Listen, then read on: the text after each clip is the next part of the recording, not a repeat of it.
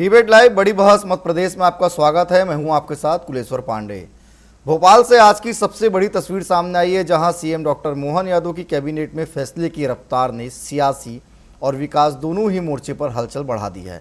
कृषि से लेकर उद्योग, किसान से लेकर व्यापारी और ग्लोबल मंच तक सरकार ने कई बड़े फैसलों का ऐलान किया है। हजारों करोड़ के प्रोजेक्ट, आत्मनिर्भरता का रोड मैप और निवेश बढ़ाने की तैयारी, सब कुछ एक साथ नजर आया। लेकिन बड़ा सवाल यही है, क्या ये फैसले जमीन पर भी उतनी ही तेजी से उतरेंगे? क्या ये कैबिनेट भविष्य की मजबूत नींव है या सिर्फ फाइलों में सीमित रहने वाला विजन? आज इसी पर करेंगे चर्चा। सबसे पहले देखिए हमारी ये खास रिपोर्ट। क्या 38,555 करोड़ के प्रोजेक्ट जमीन पर दिखेंगे? क्या किसानों को 6,520 करोड़ का पूरा फायदा मिलेगा? क्या 41 लाख एमटी गेहूं खरीदी से आय बढ़ेगी?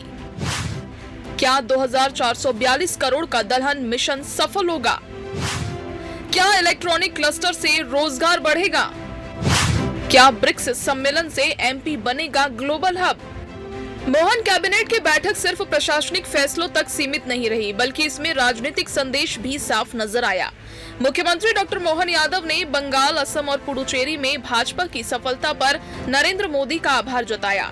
झालमुड़ी के साथ जीत का जश्न मनाया गया, जिसे मंत्री चैतन्य कश्यप ने राष्ट्रीय एकता का प्रतीक बताया। बंगाल के अंदर पहली बार आज़ादी के बाद वहाँ भारतीय जनता पार्टी की सरकार बन रही है। इसके लिए माननीय मुख्यमंत्री जी ने प्रधानमंत्री नरेंद्र मोदी जी के प्रति विशेष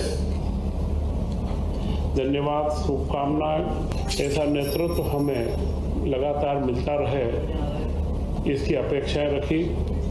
सरकार का सबसे बड़ा फोकस इस बार किसानों पर नजर आया। 41 लाख मीट्रिक टन गेहूं की खरीदी और 6,520 करोड़ रुपए का भुगतान सीधे किसानों के खातों में किया गया। करीब 14,70,000 किसानों ने इसमें खरीदारी निभाई। इसके साथ ही दलहन आत्मनिर्भरता मिशन के लिए 2,442 करोड़ की मंजूरी दी गई है। मध्य प्रदेश में मुख्यमंत्री जी ने बताया कि गेहूं उपार्जन का कार्य बड़ी त्वरित गति से और सफलतापूर्वक चल रहा है। टोटल 14,70,000 किसानों का बुकिंग हुआ है। उसमें से 7,77,000 कृषक, करीब करीब 50% से ज़्यादा कृषकों का माल लिया जा चुका है। मध्य प्रदेश अब ग्लोबल मंच पर अपनी पहचान मजबूत करने की दिशा में आगे बढ़ रहा है। इंदौर में 13 जून को ब्रिक्स सम्मेलन का आयोजन किया जाएगा, जिसमें 21 देशों की भागीदारी रहेगी। इस मंच पर आधुनिक खेती, नई तकनीक और बेहतर बीजों पर चर्चा होगी।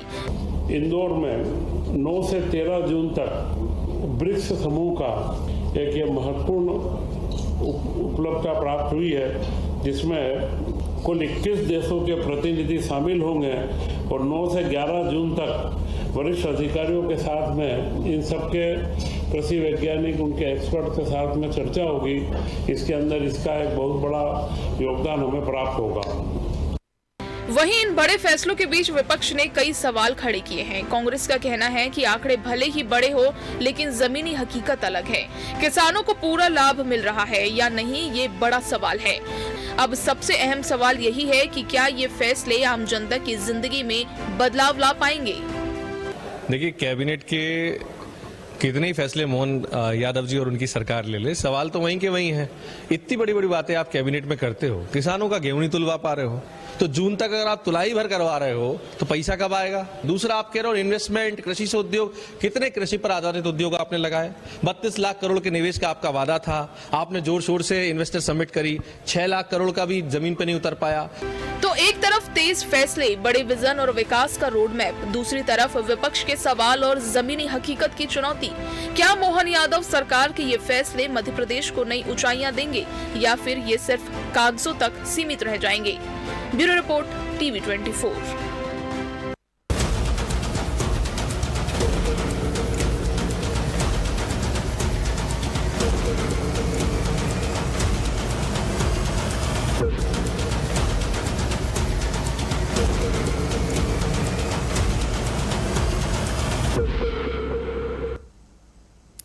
चलिए चर्चा की शुरुआत करते हैं। हमारे साथ 3 बेहद खास मेहमान जुड़ चुके हैं। आरती शर्मा जी, वरिष्ठ पत्रकार, स्वागत करता हूं मैं उनका।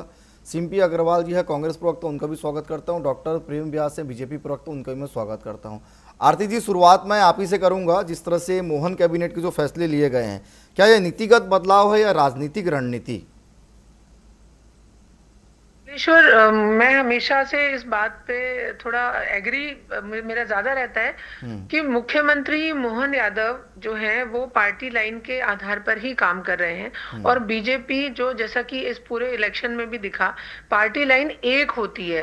बीजेपी की एक सोच, एक इनकी जो है थिंकिंग प्रोसेस है, वो सेंट्रल से लेके यहाँ तक है। और जो जैसे आप पूछ रहे हैं, ये पार्टी लाइन के आधार पर ही है। युवाओं का, गरीब का, किसान का, महिलाओं का, सबका एक लाइन पे इनको काम करना है, तो वो ऑटोमेटिकली कहीं ना कहीं उनके हितों के लिए काम कर रही है। और वो सब अलग अलग नहीं चल रहा है, वो सब एक ही लाइन पर चल रहा है। ये मैंने महसूस किया है अभी तक, कुलेश्वर। जी ठीक है। प्रेम जी, आप लोगों ने घोषणाएं तमाम की, कैबिनेट में बड़े बड़े फैसले लिए गए, लेकिन धरातल में ये कब तक दिखेगा? क्या उसका कोई टाइमलाइन भी तय किया गया है?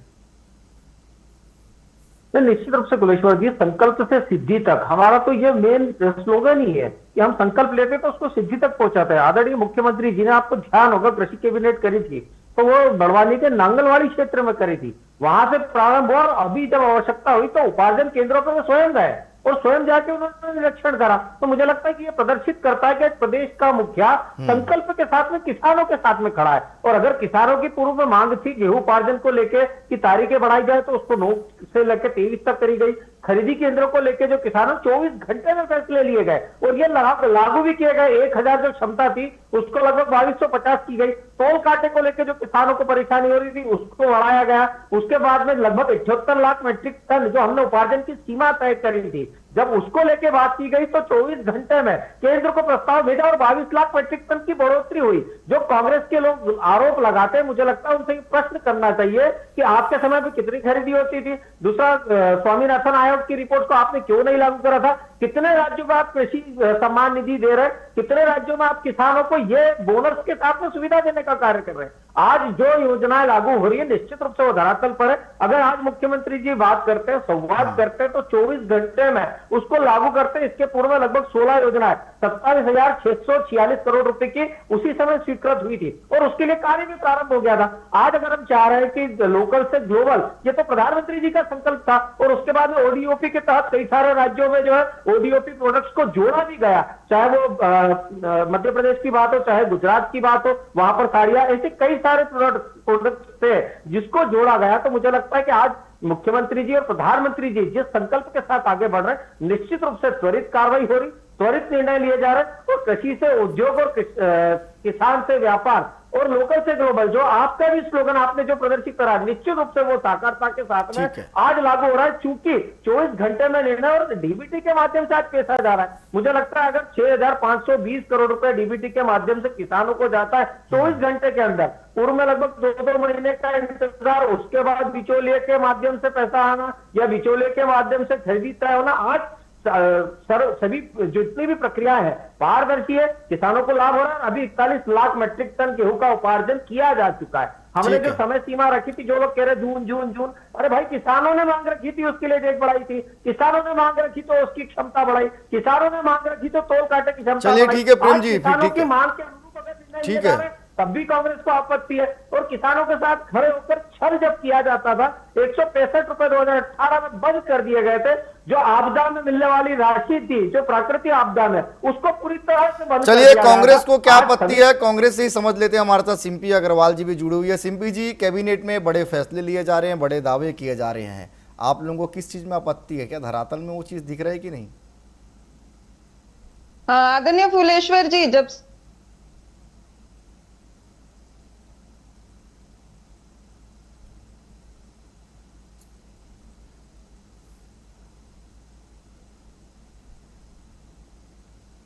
चलिए, सिम्पी जी से संपर्क नहीं हो पा रहा है, हम फिर से जुड़ने का प्रयास करेंगे। मैं आरती जी से छोटा सवाल लेता हूँ। आरती जी, सिस्टम सुधार वाले फैसले क्या ये ग्राउंड लेवल पर बदलाव ला पाएंगे मध्य प्रदेश में? हाँ बिल्कुल कुलेश्वर, क्योंकि सिस्टम जो है ना, देखिए कोई भी सरकार है प्रशासन के साथ मिलकर काम कर रही है, और उसी के अनुसार मुझे लगता है कि जिस तरीके से प्रशासनिक व्यवस्था को ये लोग बना रहे हैं, मैं आज ही का एग्जांपल देना चाहूंगी जी। कि ना सिर्फ पहले होता था कि मंत्री लोग ही ऐसा गांवों में दिखते थे, या आपको लग रहा है कि जमीनों पे काम चल रहा है, कोई भी राजनीतिक दल की बात मैं कर रही हूँ, लेकिन आज मुझे अच्छा लगा कि भोपाल के जो कलेक्टर हैं, अभी प्रियंक मिश्रा आए हैं, पहले धार में कलेक्टर थे, उन्होंने अच्छा भोजशाला में बहुत बढ़िया उन्होंने अपना एक वो दिया था। आज वो बैरसिया पहुंचे हैं जन सुनवाई के लिए, हर मंगलवार होती है, लेकिन जिस तरीके से वो प्रशासनिक तौर पे जो, या तो उनको ऊपर से आदेश मिले या उनकी अपनी प्रशासनिक जो भी चातुर्य हम कहें, लेकिन जमीनी रूट पे जाके योजनाओं को समझना, वो इस तरह के जो चीजें होती है, ये कहीं ना कहीं सरकार से उनको जो आदेश मिले या उनका अपना खुद का पर्सनल एफर्ट रहा, लेकिन कुल मिलाकर ये चीजें जब इस तरीके से जमीनी लेवल तक जाती हैं, तब एक्चुअली में चीजें वर्कआउट होती हैं। और ये मेरा हमेशा से फोकस रहा है कि आप योजनाएं कोई भी बनाएं, लेकिन अगर उसको आप सही ढंग से इम्प्लीमेंट नहीं करेंगे तो वो योजनाओं का कोई मतलब नहीं रह जाता है। कुलेश्वर, ठीक है, सिम्पी जी अपनी बात पूरी कर लीजिए। फुलेश्वर जी, जो भारतीय जनता पार्टी के सम्मानित प्रवक्ता संकल्प से सिद्धि तक की बात कर रहे थे, तो देखिए अगर हम गेहूं उपार्जन की बात करते हैं तो इनकी सरकार ने कहा कि किसानों को चिंता करने की जरूरत नहीं है, हम दाना दाना खरीदेंगे, जबकि 245 लाख मीट्रिक टन की लगभग जो है वो रिकॉर्ड उपार्जन गेहूं का होता है, और ये लोग 78 लाख मीट्रिक टन की ही खरीदी की बात करते हैं। जब कांग्रेस विपक्ष के रूप में इन पर दबाव बनाती है, जीतू पटवारी जी कहीं नेशनल हाईवे जाम करने की बात करते हैं, हमारे सेवा दल के प्रदेश अध्यक्ष उपवास पर बैठ जाते हैं, तब जाकर इनके जो माननीय मंत्री हैं वो केंद्रीय मंत्री शिवराज सिंह जी को चिट्ठी लिखते हैं कि साहब हम 100 लाख मीट्रिक टन तक जो अब गेहूं है उसको खरीदेंगे। कृषि कैबिनेट की बात हो तो ये तो विगत 2-2.5 साल से मोहन यादव जी जगह जगह पर कर चुके हैं, लेकिन कहीं पर हम खाद का संकट देखते हैं, कहीं पर हम बीज का संकट देखते हैं, कहीं तुलाई का संकट देखते हैं। तो भारतीय जनता पार्टी जो है ना, वो सिर्फ सिद्धि से संकल्प तक जो है वो इवेंट मैनेजमेंट की सरकार है, लेकिन जितने भी निर्णय ये लेते हैं कैबिनेट के अंदर, वो जमीन पर फलीभूत होते हुए नहीं दिखते। और जो ये पूछ रहे थे कि जब हमारी सरकारें थी तब हमने क्या किया था, तो 2018 में जब माननीय कमलनाथ जी की सरकार थी तो लगभग हम लोगों ने 75 लाख मीट्रिक टन जो है, जो रिकॉर्ड खरीदी है, वो कमलनाथ जी की सरकार ने करी थी। और आप ही की केंद्र सरकार जब थी, उन्होंने वो पूरा का पूरा जो गेहूं है वो भी खरीदने से इनकार कर दिया था, और लगभग 68 लाख मीट्रिक टन की जो उन्होंने खरीदी है उसको सुनिश्चित करने की बात करी थी, और इससे सीधा सीधा जो है नुकसान वो राज्य सरकार को हुआ था। और अगर हम गेहूं पे बोनस की बात करें तो वो भी हमने 40 रुपए से बहुत ज्यादा दिया था, जो आपकी सरकार दे रही है और जो हमारी सरकार दे रही है। और इससे पहले भी पिछले साल की अगर हम बात करें तो उद्योग वर्ष इन्होंने मनाया, तो प्रेम व्यास जी बताएं 30 लाख करोड़ का जो ये निवेश की बात करते हैं, कितना धरातल पर उतारा, उससे कितने रोजगारों का इन्होंने सृजन किया। हालांकि जब आप रोजगार की दृष्टि से देखेंगे तो रिकॉर्ड आंकड़े निकल कर आते हैं कि मध्य प्रदेश जो है उसमें सिर्फ 1.5% बेरोजगारी बची हुई है। लेकिन अगर हम इनसे कहेंगे कि जितना निवेश और जितने समिट हुए उसके हवाले से ये एक श्वेत पत्र सदन में लाकर बता दे कि कितने रोजगार दिए, तो वो ये बता नहीं पाते हैं। तो यही भारतीय जनता पार्टी की वास्तविकता है, जो कैबिनेट के माध्यम से सिर्फ हेडलाइंस मैनेजमेंट करती रहती है, लेकिन धरातल के ऊपर अपने कार्यों को फलीभूत नहीं कर पाती है। ठीक है, प्रेम जी जवाब देंगे। सिम्पी जी ने कहा है कि कितने निवेश आए, कितने को रोजगार मिला। मुझे लगता है विधानसभा के पटल पर इसकी जानकारी दी गई थी जब कांग्रेस इसको इवेंट बताकर कह रही थी कि करोड़ों रुपया खर्च कर दिया, करोड़ों रुपया खर्च कर दिया। तो विधानसभा के पटल पर 65,000 से ज्यादा जॉब्स और कितने कार्य फील्ड पर है, चाहे उज्जैन की बात करें, चाहे पीथमपुर सेक्टर की बात करें। उज्जैन में विक्रमपुरी सेक्टर कम पड़ गया है, नए क्षेत्र तलाशने पड़ रहे हैं। पीथमपुर में फेज 3 फेज 4 वो पूरा समाप्त होकर नए फेज की तरफ जा रहे हैं। और अभी मुख्यमंत्री जी ने इकोनॉमिक कॉरिडोर, उसके बाद में जो है कई सारे ऐसी नई कंपनी थी, चाहे वो फॉरेन से रिलेटेड हो चाहे प्रदेश से रिलेटेड हो, उनने इंटरेस्ट जताया और कार्य प्रारंभ हुआ। 65,000 जॉब्स की बात की गई। परोक्ष 13 लाख लोगों को स्वनिधि के माध्यम से लोन दिया गया। स्वनिधि के माध्यम से लोन देना, और मुझे लगता है कि जिस तरह के निवेश प्रस्ताव आना और उस पर कार्य होना, ये एक दिन का कार्य नहीं होता। आज निवेश प्रस्ताव आते हैं, उसके बाद लगभग 4 से 5 साल उसको धरातल पर आने में लगते हैं। लेकिन प्राथमिक वर्ष में अगर 65,000 जॉब क्रिएट हो जाते हैं तो मुझे लगता है इसको एक उपलब्धि के तौर पर देखना चाहिए। दूसरी तरफ पीएम मित्र पार्क का कार्य प्रारंभ हो चुका है। अगर वहां जाकर और जहां जिस तरह से वहां पर आज निवेश हो सकता है उसके खिलाफ कांग्रेस है। और आप तो स्वयं ही मान रहे हैं कि तय रिकॉर्ड और रिकॉर्ड मध्य प्रदेश में गेहूं का उपार्जन हुआ है। की ये सिर्फ आंकड़े हैं। आज तो आप खुद ही कह रहे थे कि मध्य प्रदेश जो है टॉप प्रोक्योरमेंट राज्य में। ठीक है, ठीक है, लौटूंगा प्रेम जी आपके पास, मैं लौटूंगा। मैं आरती से छोटा सवाल ले लेता हूं, फिर मैं आपके पास लौटूंगा। आरती जी, ग्रीन बॉन्ड और सोलर प्रोजेक्ट क्या ये लंबे समय असरदार साबित होंगे? देखिए कुलेश्वर, मुझे लगता है जो ग्रीन बॉन्ड आप बोल रहे हो, इसमें जो पर्यावरण और अर्थव्यवस्था दोनों को मिलाकर ये सरकार काम कर रही है। क्योंकि अभी क्या है, आने वाले समय में सिंहस्थ है, फिर बैक टू बैक एक होता है ना कि अब उसके बाद इलेक्शन है, तो टाइम भी नहीं है सरकार के पास कि वो ऐसा 4 साल 11 महीने चुप बैठे और फिर 1 महीने बहुत भागा दौड़ी मचा दे। ये चीजें चल रही हैं और मुझे लगता है कि जिस तरीके से, जैसे आज कैबिनेट ने भी बहुत सारे करोड़ों के काम को, विकास कार्यों को जो आज हरी झंडी दी है, मुझे लगता है कि इस तरह से धीरे धीरे जब इस तरह के क्लस्टर बनेंगे तो रोजगार होगा, निवेश को नया, एक निवेश के लिए एक नए हब तैयार होंगे। मुख्यमंत्री तो खुद ही उज्जैन से हैं, तो उस एरिया को अगर वो मेट्रोपॉलिटन बना दे तो ये उनकी व्यक्तिगत उपलब्धि भी कही जाएगी कुलेश्वर। तो मुझे लगता है कि ये सब चीजें कहीं ना कहीं सरकार को और आम जनता को, दोनों को एक कंपैटिबल, एक अच्छा माहौल बना के देंगे आने वाले समय में। ठीक है, ठीक है। सिंपी जी, साफ तौर पे भाजपा का यही कहना है कि कांग्रेस को भाजपा का विकास नहीं दिखता, जो काम मध्य प्रदेश में हो रहा है वो कांग्रेस नहीं देख पा रही, सिर्फ आलोचना और आरोप ही लगाने का काम किया जा रहा है। देखिए फुलेश्वर जी, भारतीय जनता पार्टी के सम्मानित प्रवक्ता जिस विधानसभा के आंकड़ों की बात कर रहे थे, तो जो विधानसभा के पटल पर इन्होंने आंकड़ों को या औद्योगिक निवेश को या इकाइयों को पटल पे रखा था, तो मध्य प्रदेश के ही एक प्रतिष्ठित समाचार पत्र हैं जिन्होंने एक ग्राउंड रिपोर्ट भी उसके ऊपर ली थी और लगभग 25 से 30 इकाइयों को उन्होंने ऐसा खोज निकाला था जिनके ऊपर या तो ताले लगे हुए थे या फिर जो पहले से ही संचालित फर्में थी जिनका नवीनीकरण कर इन्होंने आंकड़ों के अंदर प्रस्तावित कर दिया था। तो ये इनके औद्योगिक निवेशों की और रोजगारों की सत्यता है। और विपक्ष सिर्फ आरोप लगाने के लिए नहीं लगाती है। 7 केंद्रीकृत प्लांटों की अगर बात करूं जो माननीय शिवराज सिंह चौहान जी के जमाने में खुले थे, उसके ऊपर ताला लगाने का काम भी मोहन यादव जी कर रहे हैं। लगभग 3.5 से 5 लाख जो स्व सहायता समूह की बहनें, उन्हें बेरोजगार करने का काम भी यही कर रहे हैं। अगर स्टार्टअप्स की बात कर लूं तो DPIIT मान्यता प्राप्त 2025 तक इन्होंने ही कहा था कि लगभग 10,000 जो स्टार्टअप्स हैं ये मध्य प्रदेश में खोलेंगे, लेकिन खींच-तांच के 6,000 तक तो ये पहुंच जाते हैं, जिसमें से 180 से 200 स्टार्टअप्स भी जो हैं वो बंद हो जाते हैं।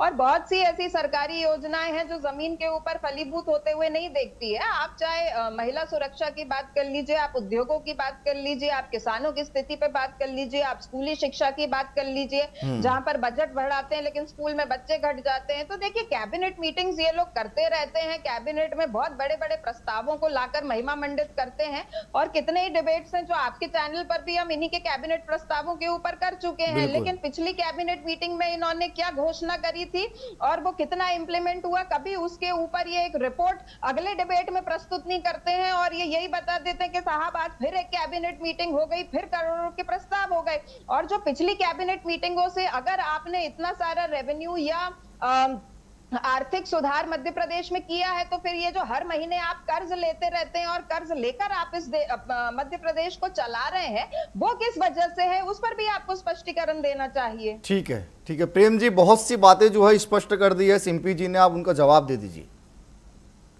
नहीं, फिर मुद्दा आदरणीय शिल्पी जी ने उठाया, उन्होंने काफी का अखबार में जो जवाब दिया गया वो सत्य है। मुझे लगता है इससे ज्यादा गंभीर बात कोई हो नहीं सकती। अगर विधानसभा के पटल पर कोई जवाब दिया गया है, अगर आपको लगता है वो गलत है, तो उसके खिलाफ कई सारे प्रावधान है, लेकिन आप कह रहे हैं कि वो अखबार में जो छपा है वो सही है। अब यही से आप कल्पना कर लीजिए कि कौन सी खबर सही है और कौन सी गलत है। दूसरी तरफ इन्होंने महिला स्व सहायता समूह के बारे में चर्चा करी। लगभग 25 लाख महिलाएं स्व सहायता समूह से जुड़ी है और 50 लाख का आंकड़ा है। 44 लाख महिलाएं मातृ वंदन योजना से जुड़ी है। तो मुझे लगता है महिलाओं के हित के लिए जो कार्य किए गए वो भी धरातल पर है। और किसान हित में तो लगातार आज के समय एमएसपी कितनी थी 2014 में, 1400 रुपए, अभी लगभग 2600 क्रॉस कर रही है। और उसके बाद में आपने कहा कि हमने विरोध करा, जब करा खाद को लेकर आपने विरोध करा क्या? 41,000 करोड़ रुपए अंतर्राष्ट्रीय बाजार में अगर ज्यादा ऐसा लग रहा था कि भाव किसानों को जो है नहीं मिल पाएगा सही दाम में, तो आदरणीय शिवराज सिंह चौहान जी ने उसके लिए सब्सिडी निर्धारित करी। बताइए कितने कांग्रेस के नेताओं ने उसका जो है विरोध करा था। और उसके बाद में सबसे आज हम किसानों की मांग के अनुकूल निर्णय ले रहे हैं, सिर्फ विपक्ष की मांग के अनुकूल नहीं। और 165 रुपए बोनस 2018 में शायद आपके संज्ञान में नहीं है, कमलनाथ जी बंद कर चुके थे। भावांतर 2017 तक थी, 2018 में भावांतर बंद कर चुके थे। तीसरा, प्राकृतिक आपदा पर मिलने वाली राशि 2018 में बंद कर चुके थे। और आपने कहा केंद्र एफसीआई के द्वारा केंद्र खरीदी करता। आप बताइए उस प्रस्ताव में कहां किस बातों का जिक्र था? और अगर केंद्र ने नहीं खरीदा था तो मध्य प्रदेश राज्य का इतनी खपत करने की क्षमता रखता था जो आप कह रहे हैं कि आपने 68 लाख से 78 लाख मीट्रिक टन खरीदा था उस समय।